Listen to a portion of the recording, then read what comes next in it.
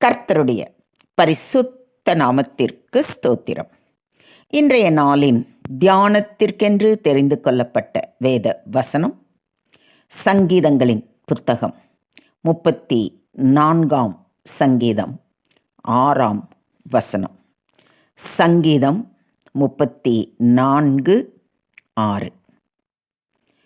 இந்த ஏழை கூப்பிட்டான், கர்த்தர் கேட்டு அவனை அவன் இடுக்கண்களுக்கெல்லாம் நீங்களாக்கி ரட்சித்தார். ஆமென். இன்றைய தியான வசனம் சங்கீதக்காரனாகிய தாவீது தன் வாழ்வில் இருந்து அனுபவ சாட்சியாக சொல்லப்பட்ட ஒரு முக்கிய வசனம். இது கர்த்தர் தம்மை நோக்கி கூப்பிடும் தாழ்மையானவர்களுக்கு எப்படி பதில் அளிக்கிறார் என்பதை எடுத்து காட்டுகிறது. இந்த ஏழை கூப்பிட்டான் என்று இந்த வசனம் ஆரம்பிக்கிறது.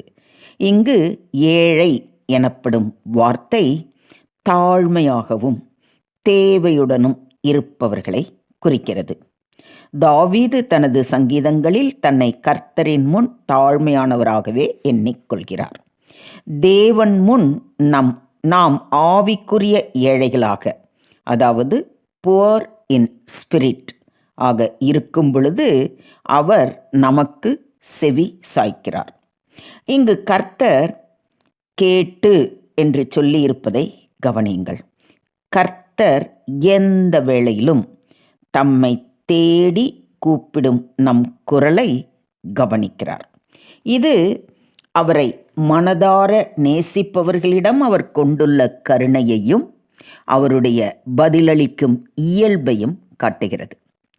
கேட்டு, அதாவது வெறுமனே கேட்கிறவராக மாத்திரம் இல்லாமல் அவனை அவன் இடுக்கண்களுக்கெல்லாம் நீங்களாக்கி ரட்சிக்கிறவராகவும் இருக்கிறார் என்பதை இந்த தியான வசனம் மூலம் தெளிவாகிறதல்லவா? தாவீதின் வாழ்க்கையில் பல இடுக்கண்களும் சோதனைகளும் இருந்தன. உதாரணமாக சவுலின் வன்முறை தாக்குதல், தம்முடைய சொந்த மகனால் ஏற்பட்ட வேதனை, அதனால் நாட்டை விட்டே ஓடி மலைகளிலும் குகைகளிலும் ஒழிந்து வாழ வேண்டிய சூழ்நிலை. ஆனால் அவற்றின் எல்லாவற்றிலும் கர்த்தர் தாவீதை காத்து ரட்சித்தார். அந்த அனுபவத்தை தான் இந்த ஏழை கூப்பிட்டான், கர்த்தர் கேட்டு அவனை அவன் இடுக்கண்களுக்கெல்லாம் நீங்களாக்கி ரட்சித்தார் என்று சாட்சி பகர்கிறார். இடுக்கண்களுக்கெல்லாம் என்பது தேவனின் முழுமையான பாதுகாப்பையும் மீட்பையும் தருவதை உணர்த்துகிறது. இடுக்கண்கள் என்பது ஒருவர் சந்திக்கும் சிரமங்கள், பிரச்சனைகள், துயரங்கள், துன்பங்கள் அல்லது கஷ்டங்களை குறிக்கிறது. பல நேரங்களில் இவை நம் வாழ்க்கையின் அங்கமாக கூட மாறிவிடுகிறது. வாழ்க்கையில் எதிர்மறை சூழ்நிலைகள், பிரச்சனைகள், தோல்விகள், ஏமாற்றங்கள் அல்லது நோய்கள் ஆகியவை இடுக்கண்களாக அமையலாம். இவைகள் சரீர பிரகாரமான இடுக்கண்கள்.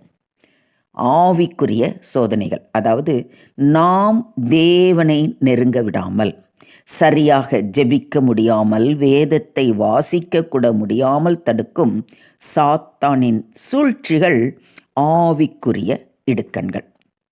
இவைகளை எல்லாம் நீக்கி ரட்சிக்க வல்லவராய் நம்முடைய தேவாதி தேவன் இருக்கிறார் என்பதை பரிபூர்ணமாக உணர்ந்த தாவீது தம்மை தாழ்மைப்படுத்தி கர்த்தரை நோக்கி கூப்பிடுகிறார்.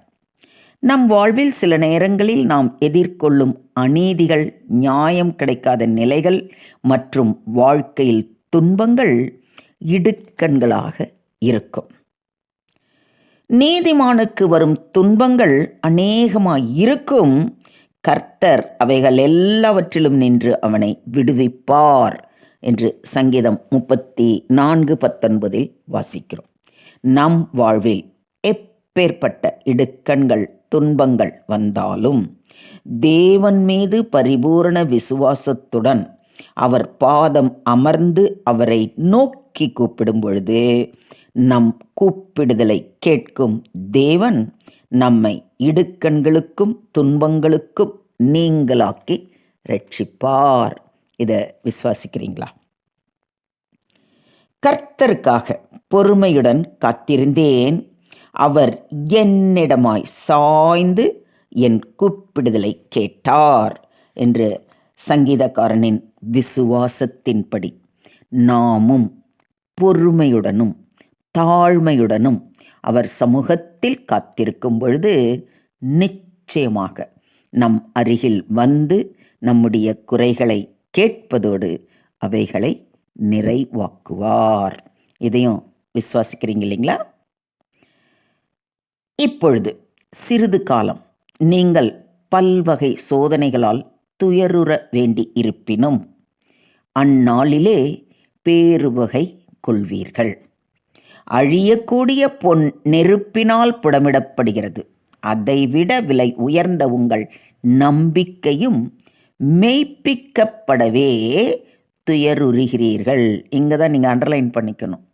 பல நேரங்களில் நமக்கு கஷ்டங்கள் வருது அப்படின்னு சொன்னால் தேவன் நம்மை சோதித்து புடமிடுவதற்காகவே அந்த கஷ்டங்களை அனுமதித்திருக்கிறார்.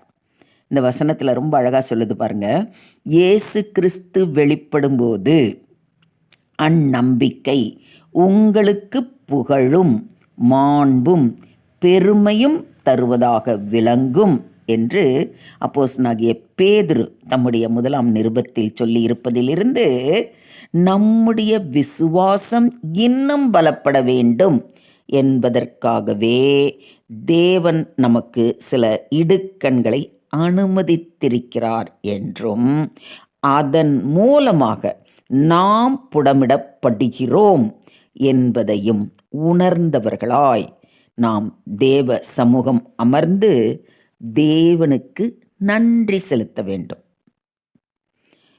ஆனாலும் நான் போகும் வழியை அவர் அறிவார். அவர் என்னை சோதித்த பின் நான் பொன்னாக விளங்குவேன் என்று யோபு சொன்னது போல நாமும் மன உறுதியுடனும் விசுவாசத்துடனும் தாழ்மையுடனும் தேவனின் பாதம் அமர்ந்து பொறுமையோடு காத்திருக்க வேண்டும். இதோ உன்னை புடமிட்டேன், ஆனாலும் வெள்ளியைப் போல் அல்ல, உபத்திரவத்தின் குகையிலே உன்னை தெரிந்து கொண்டேன் என்று தேவன் நம்மை புடமிட்டு நம்முடைய பாவங்கள் குற்றங்கள் குறைகளை எல்லாம் நீக்குவதோடு நமக்கு உண்டான எல்லா இடுக்கண்களுக்கும் நீங்களாக்கி ரட்சிப்பார். இன்றைய தியான வசனம் மூலம் நாம் கற்றுக்கொள்ளும் பாடங்கள் 3. 1. தாழ்மையான மனம். கர்த்தர் கேட்கத்தக்க ஜெபம் தாழ்மையுடனும் முழு நம்பிக்கையுடனும் செய்யப்பட வேண்டும். 2. கர்த்தர் எப்பொழுதும் நம்மை கேட்கிறார். நாம் எந்த நிலையில் இருந்தாலும் அவர் நம்முடைய குரலை கவனிக்கிறார். 3. முழுமையான ரட்சிப்பு. நம்முடைய சிக்கல்களில் இருந்து முழுமையான விடுதலையை வழங்குகிறார். எத்தனை அற்புதமான தியான வசனம்!